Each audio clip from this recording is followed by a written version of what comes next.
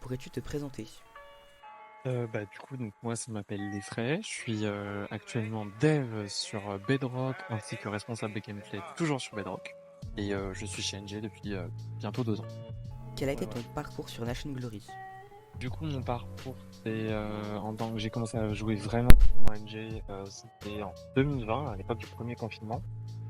Et, euh, et ensuite, après, j'ai été joueur pendant quelque chose comme 8 mois. Puis après, je suis passé staff, j'ai été SN sur le Blink.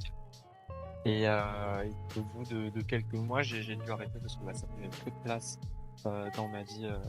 Et vraiment, du coup, ça empâtissait sur mes études. Et du coup, donc, j'ai arrêté complètement NG.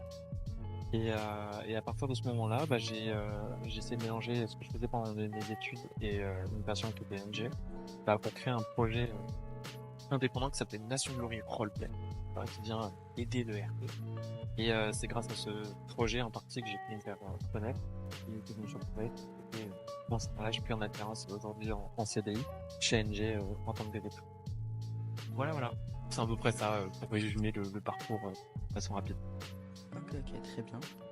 Quel est ton travail en détail sur Nation Glory? Donc, qu'est-ce que tu fais? J'ai plusieurs missions différentes.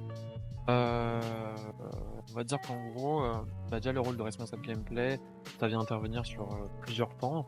Le premier, c'est le reporting. Donc l'idée, c'est quoi? C'est d'aller parmi toute la masse de bugs qui est remontée au staff, de la part des joueurs directement parfois.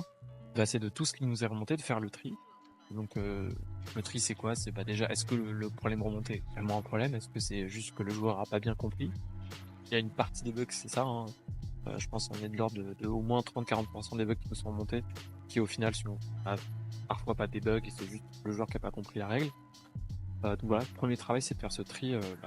Est-ce que c'est un bug? Est-ce qu'il est prioritaire ou est-ce qu'il est moins prioritaire? Donc on met ensuite une note pour faciliter le travail aux développeurs derrière. Et donc ça, c'est une des premières parties d'une mission du responsable gameplay. La deuxième partie, c'est une fois que par exemple le bug va être réglé ou qu'il y a une mise à jour qui va être sortie, c'est de la tester, vérifier qu'elle est bien fonctionnelle avant d'être amenée sur les serveurs. Donc ça, c'est toute la partie bêta, donc c'est encadrement des joueurs qui vont être pris en bêta, etc. Donc ça, c'est on va dire un peu la partie maintenance du rôle. T'as une autre partie qui est aussi gérée par ce rôle, c'est la création du nouveau gameplay. Donc ça, c'est un travail qui est beaucoup un travail d'écoute. On va aller regarder qu'est-ce que pensent les joueurs, quelle est la température de qu'est-ce qui va, qu'est-ce qui va pas. Et à partir des différents problèmes que vont nous remonter les joueurs, ça va être de créer des mises à jour pour pouvoir répondre aux difficultés qu'ils rencontrent. On peut prendre exemple sur Java du multi où il y avait beaucoup de problèmes de multi. C'est un problème qu'on a pris à bras le corps les responsables gameplay pour pouvoir trouver une solution et c'est comme ça qu'est née la Mage Echo. C'était pour répondre à une problématique qu'on a pu constater au cours de nos jours. Et donc voilà. En gros, c'est un peu ça le rôle de responsable gameplay. Et moi, j'ai une autre phase en plus, c'est la phase développeur. Et donc là, une fois qu'on a dit, tiens, il y a ça qui va pas, il faut faire telle mise à jour, c'est de la créer. Et donc ça, c'est mon travail en tant que développeur. Donc Hop. c'est assez intéressant parce que ça amène je vais à peu près participer à toutes les tâches, du début jusqu'à la fin, donc de constater le problème, trouver une solution, le mettre en place et voir si ça fonctionne. Donc c'est vachement intéressant. Ok, ok, donc ton rôle est assez complet, on va dire. C'est assez important. Du coup, Ça dépend sur quoi. après, oui. L'ouverture de Mocha a-t-elle impacté la haute administration positivement ou négativement? Si oui, comment? Euh, Honnêtement, je peux pas dire qu'elle ait impacté spécifiquement la haute administration.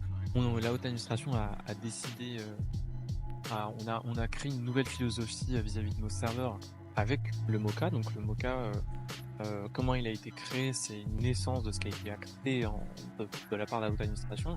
Est-ce qu'il a un impact sur la haute administration directement? Non, je pense pas. Ok, ok.